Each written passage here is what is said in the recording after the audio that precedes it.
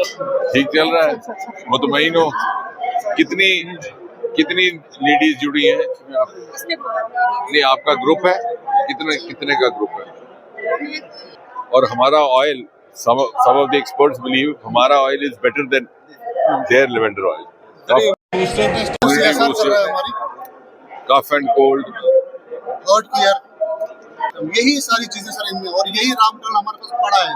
Candles भी बनाई है लेवेंडर का यूज करके। ये अलग अलग वो है सर, ये रोजमेरी का वाटर है और ये फेस वॉश है। ये हमारी ये बाकी चीजें है। मार्केट ठीक है इसकी। ये लोटस जो इन्होंने किया ना, उसे अलग प्रोडक्ट्स भी और कोई 150 वैरायटी लोटस की from all over the world आके वर्ल्ड इंडिया का पहला lotus garden Lucknow.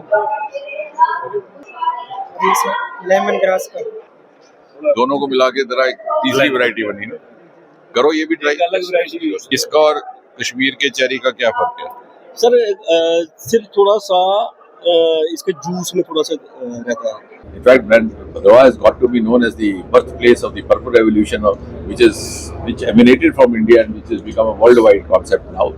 And lavender is the ambassador of this Purple Revolution. And certainly, the experts have found that the lavender oil being produced from this place is of a better quality, better standards compared to lavender from many other countries. But since we have started off very recently after Prime Minister Modi came in, and I give all credit to Prime Minister Modi because he spoke about it in Mann Ki Baat, which gave us an overnight publicity and popularity. Also then we could manage to also win Rashtriya Puruskar because the merit of this lavender success. We had a tableau in Republic Day. So all these things combined together have given it a countrywide, a pan-India presence.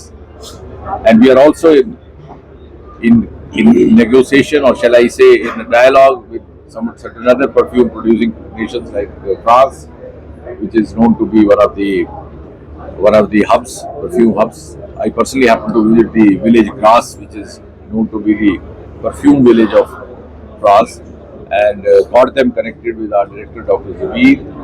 They are constantly in touch with them, and they also accept, as you say, that our lavender quality is better than theirs, and also that emanating from several other countries.